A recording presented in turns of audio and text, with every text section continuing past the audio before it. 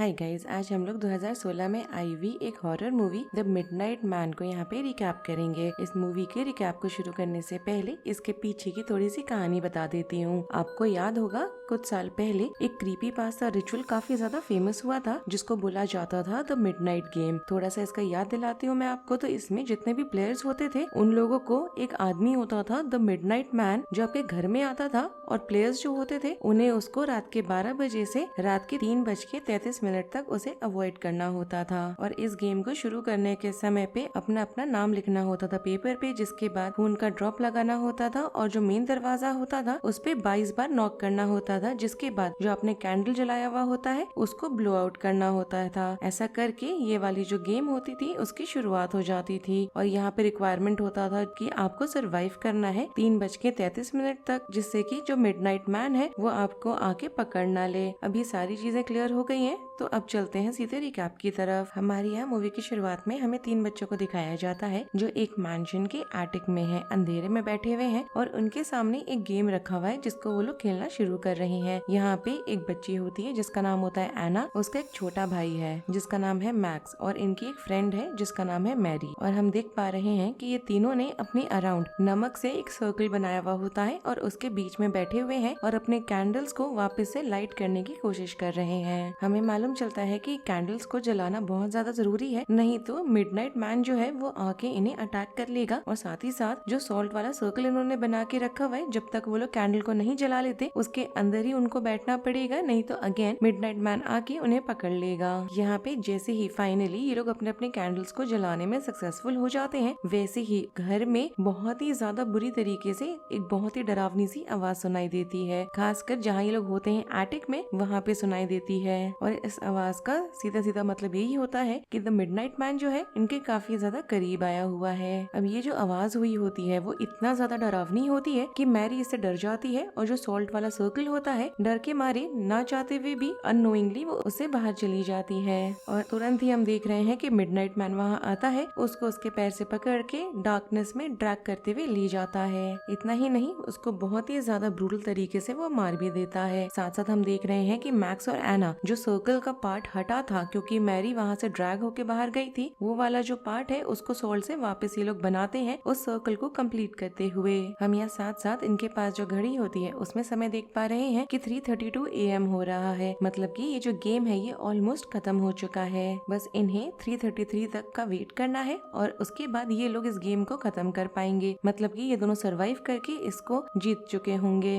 मगर यहाँ पे आखिरी मिनट में हम देख रहे हैं कि मैक्स इतना ज्यादा ओवरवेल्म हो चुका होता है। यहाँ बार बार वो देख रहा होता है, सोच रहा होता है जो भी मैरी के साथ हुआ है, उसका जो ग्रूसम डेथ था उसको लेके वो दोबारा से इतना टेरिफाइड हो गया होता है कि वो पैनिक में सॉल्ट सर्कल को छोड़ के अपनी बहन को साथ में लेके वहाँ से भागना शुरू करता है, क्योंकि इसको लग रहा होता है कि 1 ही मिनट बाकी है तो मिडनाइट मैन क्या ही कर लेगा। इसी वजह से वो वहाँ से भागने लगता है, क्योंकि यहाँ पे ये लोग रियलाइज ये नहीं करते कि 1 मिनट ही बचा है सही, मगर तब भी जो मिडनाइट मैन है वो तब भी उन तक पहुँच सकता है और उन्हें मार सकता है। मगर हम यहाँ मैक्स को देख रहे हैं कि वो बार बार एना को अर्ज कर रहा होता है कि वो दोनों उस घर से तुरंत बाहर निकलेंगे। मैक्स इतना ज्यादा पैनिक कर चुका होता है, कोशिश कर रहा होता है वहाँ से निकलने का, मगर तब भी मिडनाइट मैन आता है और उसको भी बुरी तरीके से मार देता है। और फाइनली 3:33 पे जब ये गेम एक्चुअली में खत्म होता है तो यहाँ पे सिर्फ और सिर्फ तीनों में से बस एना ही सरवाइव की है। अब हमें यहाँ पे आगे का दिखाया जा रहा है, धीरे धीरे समय निकलता है, एना बड़ी हो चुकी है और हम प्रेजेंट डे का देख पा रहे हैं कि एना अभी भी सेम घर में ही रह रही है। वो काफी ज्यादा एजेड हो चुकी है, बूढ़ी हो चुकी है, और फिर भी वो अभी भी चाहे कुछ भी हुआ उस घर में वो वहीं पे रहती है, और उसके साथ उसकी ग्रैंड डॉटर भी रह रही है जिसका नाम है एलेक्स। और यहाँ पे एलेक्स आती है बेसिकली एना को रात में टक इन करने बेड में, और साथ ही साथ मेक श्योर करने कि वो सो जाए। ऐसा करने के बाद जब एलेक्स वहाँ से निकलती है, स्टेयरकेस पे होती है, तो उसके फ्रेंड माइल्स का उसका फोन आता है जो उसको बोल रहा होता है कि वो आने वाला है उसके घर और रात भर वो उसको कंपनी देने वाला है। इन लोग की बात चल रही होती है। एलेक्स इस चीज के लिए अग्री भी कर जाती है कि माइल्स घर आ जाए, मगर उसको यहाँ पे अचानक ही फोन काटना पड़ जाता है जब उसको सुनाई देता है कि यहाँ एना बहुत ही ज्यादा बुरी तरीके से चिल्लाने लगी है। और जब वो भागते हुए एना के पास जाती है तो एना यहाँ पे उससे डिमांड करने लग जाती है कि उसका एक हैंड हेल्ड मिरर हुआ करता था वो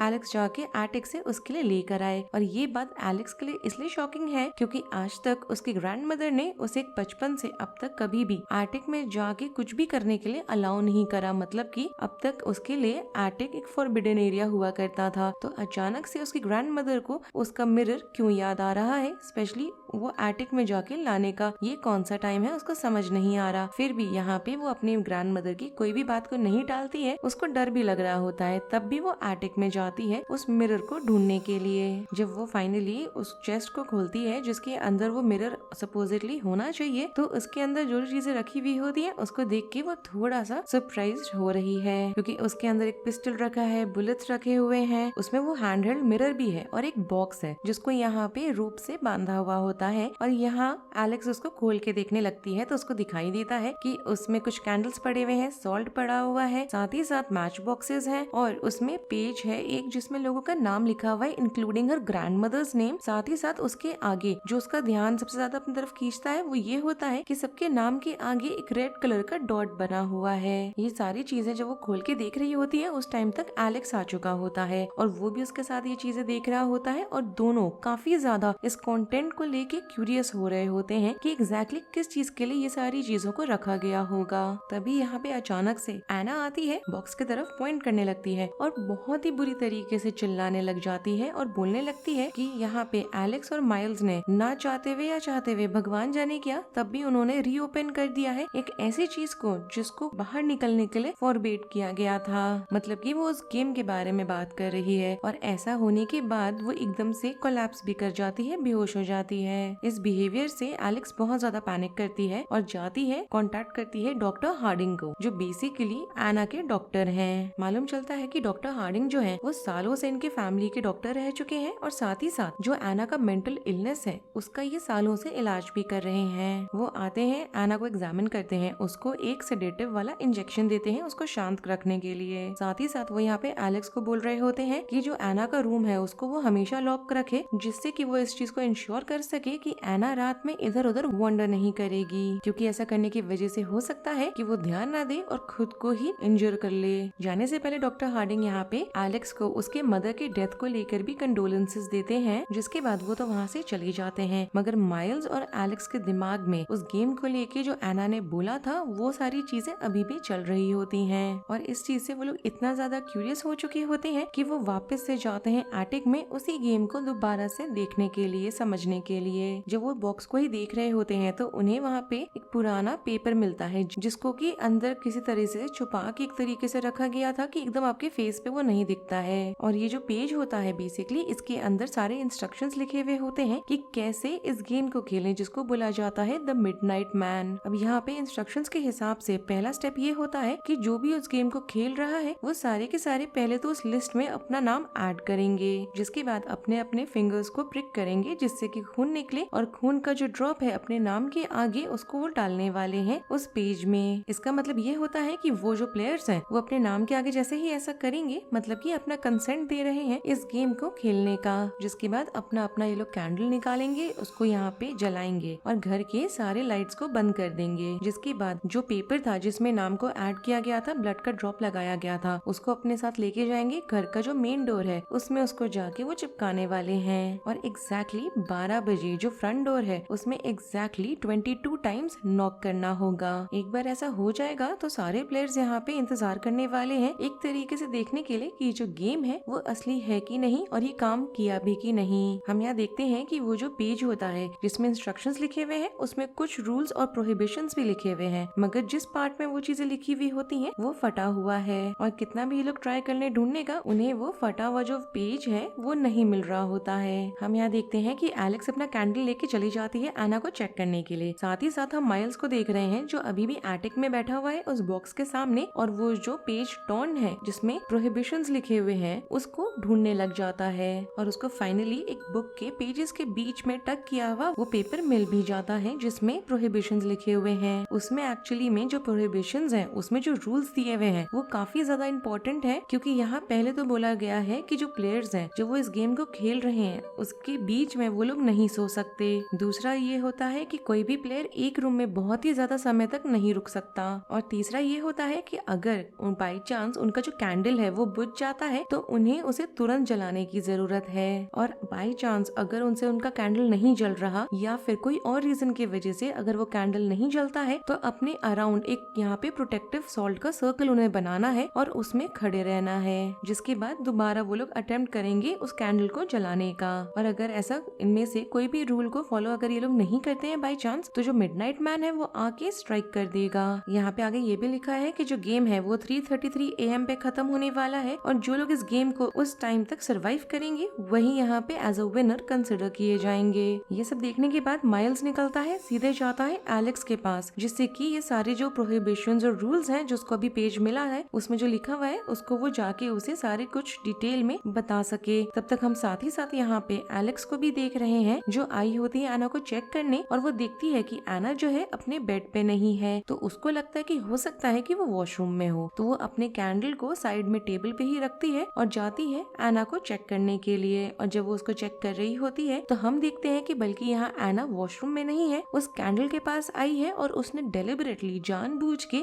उस कैंडल को बुझा दिया है। और एलेक्स को यहाँ पे नहीं मालूम होता कि उसका कैंडल बुझ गया है और उसको तुरंत ही उसको जलाने की जरूरत भी है। मगर इसके पहले कि मिडनाइट मैन आके यहाँ पे एलेक्स को नुकसान पहुंचा सके, हम देखते हैं कि माइल्स वहाँ पर आ जाता है और उसके कैंडल को वो लाइट कर देता है उसके लिए। ये सारी चीज के बीच में मिडनाइट मैन एलेक्स के सामने आया होता है उसको डराने के लिए और माइल्स भी यहाँ पर एक प्रोटेक्टिव सॉल्ट का लेयर बना के उसको समझाने लग जाता है सारे रूल्स को लेके। तो अब ये दोनों एकदम कैचअप कर चुके होते हैं सारे रूल्स और रेगुलेशंस को लेके। अब यहाँ पे माइल्स को तब भी इस गेम को टेस्ट करना होता है तो वो जानबूझ के कैंडल को फूंक मार के बुझा देता है। और तभी अचानक से जो मिडनाइट मैन है वो उसके पीछे उसको स्ट्राइक करने के लिए अपीयर भी हो जाता है। मगर फॉर्चुनेटली माइल्स की यहाँ पे जान इसलिए बच जाती है क्योंकि अचानक से इनके फ्रंट डोर पे नॉक हुआ होता है और हमें मालूम चलता है कि इनकी एक तीसरी दोस्त है वो आई है। मगर एलेक्स को नहीं पता होता कि माइल्स ने उसको वहाँ पे बुलाया है। यहाँ पे पूरे घर में अंधेरा होता है, तब भी केली घर में अंदर आती है। ये दोनों उसको बताते हैं कि वो लोग क्या कर रहे हैं, कौन सा गेम खेल रहे हैं और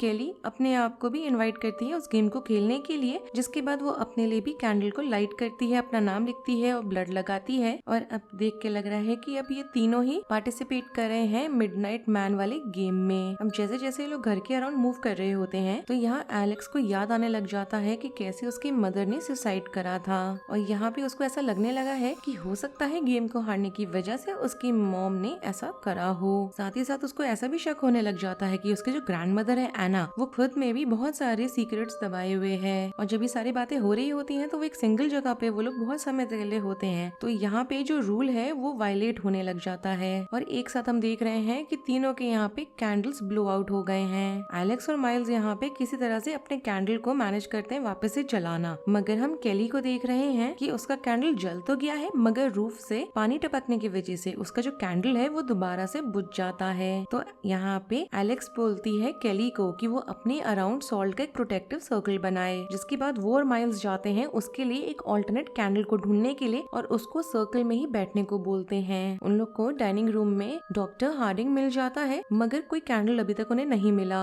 और डॉक्टर हार्डिंग की अपीयरेंस को, उसका जो मैनरिज्म है उसको देख के इन दोनों को समझ में आ जाता है कि he is very much aware कि मिडनाइट मैन या मिडनाइट गेम क्या चीज है। यहाँ पे वो उन दोनों को इस गेम की हिस्ट्री के बारे में भी बताने लग जाता है, जहाँ वो बोलता है कि सालों पहले एना, मैरी और मैक्स ने इसी गेम को खेला था और सिर्फ एना ही इस गेम को सरवाइव की थी और मैक्स और मैरी गायब हो गए थे। साथ ही साथ वो ये भी बोलता है कि जो मिडनाइट मैन वाला जो क्रीचर है वो बहुत ही ज्यादा तेज है, बहुत ही ज्यादा रिलेंटलेस है, मतलब कि to the point of victory, अपने आप को जिताने के लिए वो किसी भी हद तक चीट कर सकता है। और यहाँ पे वो साथ ही साथ ये भी उन दोनों को बोलते हैं कि उन्हें जाके केली को तुरंत बचाने की जरूरत है। तब तक हम लोग केली को भी देख रहे हैं कि वो सॉल्ट सर्कल के अंदर बैठी हुई है क्योंकि उसका मानना है कि वो जो सर्कल है उसे प्रोटेक्ट करने वाला है। मगर हम साथ ही साथ मिडनाइट मैन को यहाँ पे चीजों को मैनिपुलेट करते हुए भी देख लेते हैं। यहाँ पे एक बकेट में पानी भरा हुआ होता है जिसको वो नीचे से पंक्चर कर देता है, उसकी वजह से जो पानी फ्लो करता है तो वो जाने लगता है सॉल्ट सर्कल के तरफ, जिससे कि वो जो सॉल्ट वाला सर्कल है वो खराब हो जाए और वो केली को जाके अटैक करके मार सके।